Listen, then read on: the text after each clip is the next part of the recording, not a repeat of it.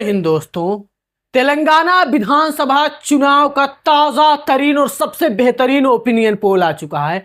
आज हम जानेंगे क्या रेवंत रेड्डी की कांग्रेस की सरकार बरकरार रहने वाली है या फिर केसीआर साहब की वापसी होते हुए नजर आ रही है। बीआरएस कितने सीटों पर जीत सकती है, भारतीय जनता पार्टी का क्या होने वाला है तेलंगाना में, और एएमआईएम इस बार कितनी सीटें जीत सकती है। तो तेलंगाना में विधानसभा की कुल 119 सीटें हैं और यहाँ पे जो लड़ाई है वो कांग्रेस बनाम बीआरएस है। कांग्रेस के साथ में कम्युनिस्ट पार्टी ऑफ इंडिया भी है, और जबकि भारतीय जनता पार्टी और एएमआईएम यहाँ से अकेले चुनाव लड़ रहे हैं। अब आगे बढ़ते हैं और बात करते हैं हैदराबाद जिले की। विधानसभा की 15 सीटों वाला जिला है हैदराबाद जिला, और हैदराबाद में कांग्रेस के खाते में 3 सीटें जाने का अनुमान जताया जा रहा है, जबकि केसीआर की पार्टी के खाते में 4 सीटें जाने का अनुमान जताया जा रहा है। भारतीय जनता पार्टी का 1 सीट पर खाता खुल सकता है और एएमआईएम 7 सीटें लाकर इस जिले की सबसे बड़ी पार्टी बनने वाली है। हैदराबाद के 15 में से 7 सीटें लाकर सबसे बड़ी पार्टी बन सकती है एएमआईएम। आगे बढ़ते हैं रंगारेड्डी जिले की तरफ। विधानसभा की 7 सीटों वाला जिला है और इन 7 सीटों में 2 सीटें कांग्रेस के खाते में जाने का अनुमान जताया जा रहा है, जबकि बीआरएस के खाते में 4 सीटें जाने का अनुमान है। भारतीय जनता पार्टी का रंगारेड्डी जिले से खाता खुलना मुश्किल है। एएमआईएम के खाते में 1 सीट जाने का अनुमान जताया जा रहा है। अब बात करते हैं मेचल मल्काजगिरी की। तो मेचल मल्काजगिरी में विधानसभा की 5 सीटें हैं और इन 5 सीटों में सीधे सीधे लड़ाई कांग्रेस बनाम बीआरएस है, और बीआरएस इस जिले की सबसे बड़ी पार्टी बन सकती है 3 सीटें लाकर, जबकि कांग्रेस 2 सीटों पर सिमटती हुई नजर आ सकती है। आगे बढ़ते हैं नलगोंड की तरफ। विधानसभा की 6 सीटें हैं इस जिले में, मुकाबला काफी बराबरी का नजर आ रहा है। 3 सीटें कांग्रेस के खाते में जाने का अनुमान जताया जा रहा है, तो 3 ही सीटें बीआरएस के खाते में जाने का अनुमान जताया जा रहा है। वही भारतीय जनता पार्टी एएमआईएम का इस जिले से खाता खुलना मुश्किल माना जाता है। आगे बढ़ते हैं सूर्यपेट की तरफ। विधानसभा की 4 सीटों वाला जिला है और इन 4 सीटों में कांग्रेस की हालत काफी खराब होने वाली है। महज 1 सीटों पर कांग्रेस जीत सकती है, जबकि बीआरएस के खाते में 4 में से 3 सीटें जाने का अनुमान जताया जा रहा है। भाजपा और एएमआईएम का इस जिले से कोई रोल नजर नहीं आ रहा है। आगे बढ़ते हैं यदरदिल भुवनगिरी की तरफ। तो भुवनगिरी में विधानसभा की 2 सीटें हैं और इन 2 सीटों में कांग्रेस को बड़ा नुकसान उठाना पड़ेगा शून्य के रूप में, जबकि बीआरएस 2 के दोनों सीटें जीतती हुई नजर आ सकती है भुवनगिरी जिले की। आगे बात करते हैं दोस्तों खम्मम जिले की। खम्मम जिले में विधानसभा की 5 सीटें हैं और इन 5 सीटों में बीआरएस सबसे बड़ी पार्टी बन सकती है 3 सीटें लाकर, जबकि कांग्रेस के खाते में 2 सीटें जाने का अनुमान जताया जा रहा है।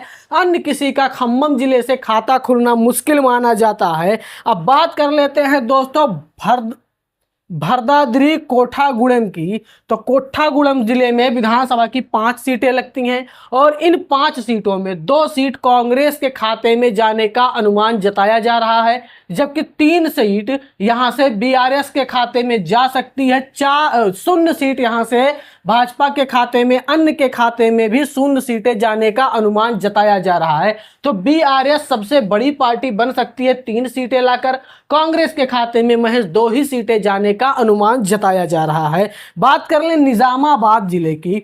विधानसभा की 5 सीटों वाला जिला है और यहाँ पे काफी खींचतान वाला माहौल होने वाला है। कांग्रेस के खाते में 2 सीटें जाने का अनुमान जताया जा रहा है, वहीं केसीआर साहब की पार्टी बीआरएस के खाते में 2 सीटें जाने का अनुमान जताया जा रहा है। भारतीय जनता पार्टी इस जिले से 1 सीट जीत सकती है। एएमआईएम यहां से खाता नहीं खोल पाएगी अपना।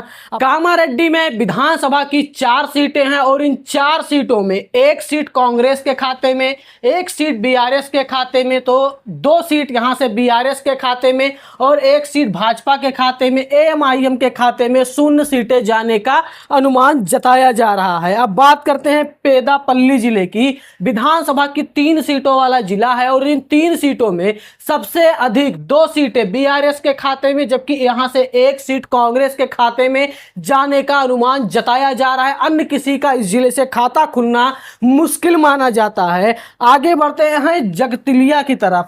जगतिलिया जिले में विधानसभा की 3 सीटें हैं और इन 3 सीटों में कांग्रेस सबसे बड़ी पार्टी बन सकती है 2 सीटें लाकर, जबकि 1 सीट यहां से बीआरएस के खाते में। भाजपा और अन्य का खाता खुलना मुश्किल माना जाता है जगतिलिया जिले से। बात कर लेते हैं दोस्तों रज्जन सिरसिला जिले की। विधानसभा की 2 सीटें लगती हैं इस जिले में और इस जिले को पूरी तरीके से इस बार बीआरएस क्लीन स्वीप करते हुए नजर आ सकती है। वहीं कांग्रेस और अन्य के खाते में 0 सीटें जाने का अनुमान जताया जा रहा है। वारंगल की बात कर ले दोस्तों। विधानसभा की 3 सीटों वाला जिला है वारंगल और वारंगल में इस बार 1 सीट कांग्रेस के खाते में जा सकती है, जबकि 2 सीट बीआरएस के खाते में। अन्य किसी का इस जिले से खाता खुलना मुश्किल माना जाता है। हन्नमकोट में विधानसभा की 2 सीटें लगती हैं और ये 2 के दोनों सीटें बीआरएस के खाते में जाने का अनुमान जताया जा रहा है। कांग्रेस का और अन्य का यहां से खाता खुलना मुश्किल माना जा रहा है। आगे बढ़ते हैं जनगांव की तरफ। विधानसभा की 3 सीटों वाला जिला है जनगांव। जनगांव में 2 सीटें कांग्रेस के खाते में जाने का अनुमान जताया जा रहा है, जबकि बीआरएस के खाते में 1 सीट। भाजपा, एएमआईएम और अन्य का इस जिले से खाता खुलना मुश्किल माना जा रहा है। महबूबाबाद की बात कर ले। विधानसभा की 2 सीटें और इन 2 सीटों पर काफी मजबूत टक्कर देखने को मिल सकता है। 1 सीट कांग्रेस के खाते में जा सकती है तो 1 सीट बीआरएस के खाते में जाने का अनुमान जताया जा रहा है। अन्य किसी का इस जिले से खाता खुलना मुश्किल माना जाता है। मुलुगु की बात करें। विधानसभा की 1 सीटें हैं इस जिले में और यह 1 सीट कांग्रेस के खाते में बड़े ही आराम से जा रहा है इस बार। अन्य किसी का इस जिले से खाता खुलना मुश्किल माना जा रहा है। जयशंकर भूपापल्ली की बात कर लें। विधानसभा की 1 सीट है और यह 1 सीट कांग्रेस के खाते में जा रही है। बीआरएस, भाजपा, एएमआईएम का खाता नहीं खुल रहा इस जिले से। आगे बढ़ते हैं महबूबनगर की तरफ दोस्तों। महबूबनगर में विधानसभा की 3 सीटें हैं और इन 3 सीटों में कांग्रेस के खाते में महज 1 सीट जाने का अनुमान जताया जा रहा है, जबकि बीआरएस के खाते में 2 सीट। भाजपा और एएमआईएम का खाता खुलना मुश्किल नजर आ रहा है महबूबनगर से। आगे बढ़ते हैं नारायणपेट की तरफ। विधानसभा की 2 सीटें हैं नारायणपेट में। 1 सीट कांग्रेस के खाते में, 1 सीट बीआरएस के खाते में जाने का अनुमान जताया जा रहा है। अन्य किसी का इस जिले से खाता नहीं खुल रहा है। बात करते हैं नगर कुरनूल की। तो कुरनूल नगर में विधानसभा की 4 सीटें हैं और इन 4 सीटों में से 1 सीट कांग्रेस के खाते में जा सकती है, जबकि सबसे अधिक 3 सीटें यहां से बीआरएस के खाते में जाने का अनुमान है। भाजपा और अन्य का नगर कुरनूल से खाता खुलना मुश्किल माना जा रहा है। वनपार्थी की बात कर ले तो वनपार्थी में विधानसभा की 1 सीट है और यह 1 सीट कांग्रेस के खाते में जाने का अनुमान जताया जा रहा है। बीआरएस का खाता नहीं खुलने वाला है। भाजपा, एएमआईएम यहां से 0 पे सवार रहने वाले हैं। इसी के साथ आगे बढ़ते हैं दोस्तों जोगुल गढ़वाल की। तो जोगुलम गढ़वाल में विधानसभा की 2 सीटें हैं और इन 2 सीटों में 1 सीट कांग्रेस के खाते में जाने का अनुमान जताया जा रहा है। वहीं 1 सीट यहां से बीआरएस के खाते में जाने का अनुमान जताया जा रहा है। भाजपा और अन्य का जोगुलंबा से खाता खुलना मुश्किल माना जा रहा है, तो यहाँ पे मुकाबला बराबरी का हो सकता है। मेदक जिले की बात कर ले तो मेदक जिले में विधानसभा की 2 सीटें हैं। कांग्रेस को यहाँ से नुकसान उठाना पड़ेगा 0 के रूप में, जबकि बीआरएस के खाते में 2 सीटें, भाजपा 0, अदर के खाते में और एएमआईएम के खाते में भी 0 सीटें जाने का अनुमान जताया जा रहा है।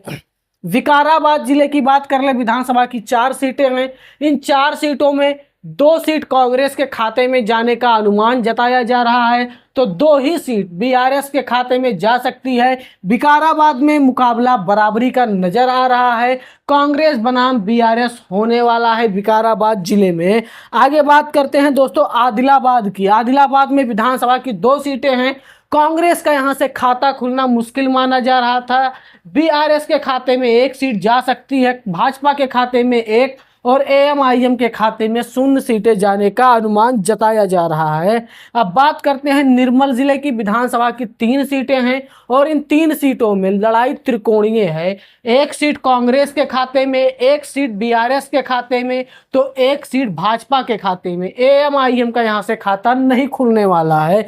आगे बढ़ते हैं कुमराम भीमा यानी कि आसिफाबाद की तरफ। विधानसभा की 2 सीटें हैं यहाँ पे और इन 2 सीटों में कांग्रेस के खाते में 1 सीट, बीआरएस के खाते में 1 सीट, भाजपा और अदर का यहाँ से खाता खुलना मुश्किल माना जा रहा है। आगे बात कर लेते हैं दोस्तों मंचेरला की तरफ। तो मंचेरला में विधानसभा की 3 सीटें और इन 3 सीटों में बीआरएस के खाते में 2 सीट जाने का अनुमान है। 1 सीट यहां से कांग्रेस जीत सकती है। आगे बढ़ते हैं और बात करते हैं करीमनगर की। करीमनगर में विधानसभा की 4 सीटें हैं। इन 4 सीटों में 2 सीट कांग्रेस के खाते में तो 2 ही सीट बीआरएस के खाते में जा सकती है। मुकाबला यहाँ पे बराबरी का है। भारतीय जनता पार्टी, एएमआईएम और अन्य का यहाँ से खाता नहीं खुलने वाला है। संगारेड्डी जिले में विधानसभा की 5 सीटें हैं और इन 5 सीटों में सिर्फ 2 सीटें कांग्रेस के खाते में जा सकती है। 3 सीट यहां से बीआरएस के खाते में जाने का अनुमान है। भाजपा और अन्य का यहां से खाता खुलना मुश्किल माना जाता है। संगारेड्डी में 3 सीटें लाकर बीआरएस सबसे बड़ी पार्टी बनते हुए नजर आ सकती है। सिद्दीपेट की बात कर ले, विधानसभा की 4 सीटें हैं सिद्दीपेट में और सिद्दीपेट में सबसे अधिक 3 सीटें बीआरएस के खाते में जाने का अनुमान है। कांग्रेस का यहां पे 1 सीट पर खाता खुल रहा है। भाजपा यहां पे 0 पे सवार रहने वाली है।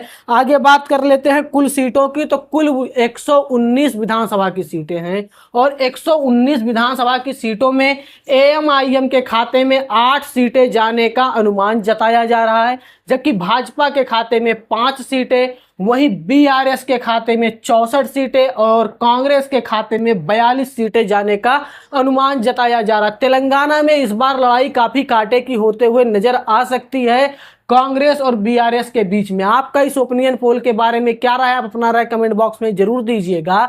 इस ओपिनियन पोल की माने तो बीआरएस एक बार फिर से अपनी सरकार बनाने जा रही है तेलंगाना में। हम आपसे मिलते हैं अपनी अगली वीडियो में, तब तक के लिए धन्यवाद।